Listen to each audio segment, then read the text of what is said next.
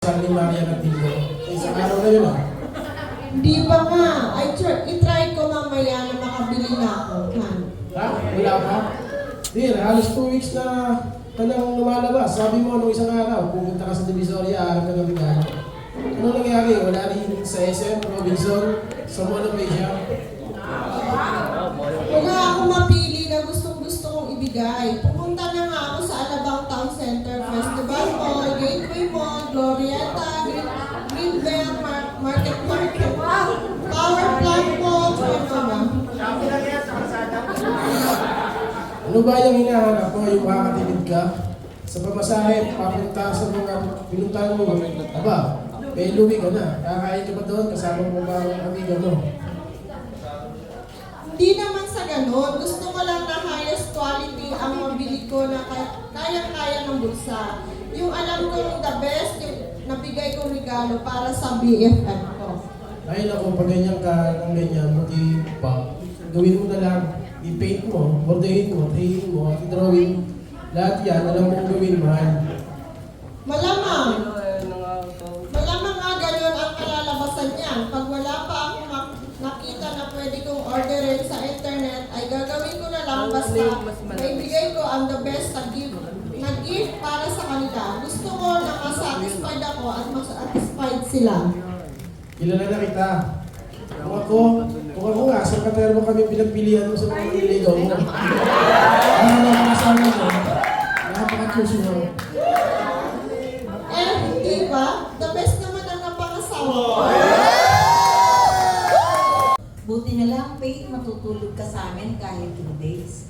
Tagal na rin tayong hindi nakita mula high school. Eto, kain na tayo. Nito ang kita ng masarap na dinner. Oo nga, sarap ito. Yummy. Eto pa, sir. Leche plan at halo-halo with 2 scoop of ice cream. Happy mo ba? Gusto mo ba milk or creamer? Thank you. Okay na lang. Ito ang prutas. Masarap yan. Galing pa itong abroad kaya malalaki yan, Jerry. Tama naman. Okay lang. Tikman mo itong candy at mani. Tama na. Ang dami ng bigay. Wala pa nga yun. Mamaya, isukat mo yung ibang damit ko. Ibibigay ko sa'yo. Hindi ka nagbibira? Oo, pati pagkat sa paps ko. Bakit yun? Ayun. Ha? Nakakahiya naman. Tapos ka na, halika, tignan mo yung mga alaga kong pusa. Nanganak ng 10, sa'yo ang 5, ha? Brother Ronald, isi-share ko lang sa inyo kung gaano kalakas ang set ko para may share ko ang gospel of God sa mga tao. Kahit nung ako ay 5 taong gulang pa lang, talagang binabahagi ko na sa aking kalaro ang ating Panginoong Jesucristo. Kadalasan, ayaw nilang makinig sa akin. Sila ay tumatakbo, iniiwan ako. Pero hindi ako na-discourage. Minsan ako ay nahanap ng aking mga magulang. Hindi nila ako makita. Alam niyo ba kung nasaan ako? Saan? Nakita nila ako sa loob ng manukan. Inilak ko ang mga gate ng manukan upang hindi makalabas ng mga manok habang nagpiprex ako sa harapan ng mga manok. Junisha, ang daming pera niya na. Nandulo ka ba sa loto o sweepstakes? Hindi. Imelda, ipon ko to sa mga paninda ko. Sobrang dami. Malaki ka siguro magpatubo, no? Hindi tama yan. Gagalit si God. Di ba nagtitinda ako ng yema, pulburon, sampalok, candies sa school, sa bahay, candy pa ako. Si nanay gumagawa ng butido, dosino at longganisa. At pinili na akong papaya, shake, milon. Shake buko shake, ampalaya, shake, papaya.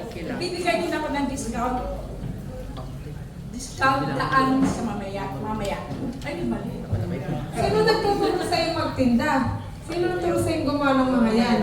Kailan ka pa nagtitinda niyan? Bata pa ako, mahilig na talaga ako magnegosyo.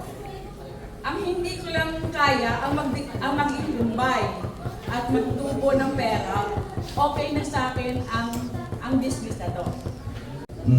Magandang hapon, Pastor Bob. Gusto ko lang sana i-check sa inyo yung building po natin na pinatirahan doon sa mga kababayan natin ng binaha.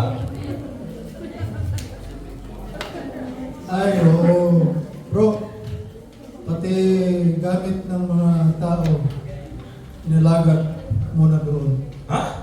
Ako, Pastor, sana hindi po muna kayo pumayag. Pati gamit na nila doon eh. Balita ko pa po eh, pati alaga nilang baboy, manok, dinala nila doon. Tuloy, madumi ang building. No choice sila. Wala silang mapaglalagyan. Bumaha kasi lagpas tao sa lugar nila. Pastor, sa susunod po, ipaalam niyo muna sa akin ang mga bagay concerning sa building. After all, Pastor, ako naman kasi ang nagbabayad dyan sa building. So may karapatan po akong malaman kung ano po yung dapat i-maintain. Yun lang po, Pastor. May iba nga ako. Huwag ka sanang magalit sa akin. Ha? Ano ba talaga ang decision mo dyan sa building? Ibinigay mo ba yan sa church? O ipapagamit lang, bro? Kasi kung ipapagamit lang, kailangan yata namin magbayad ng renta sa'yo.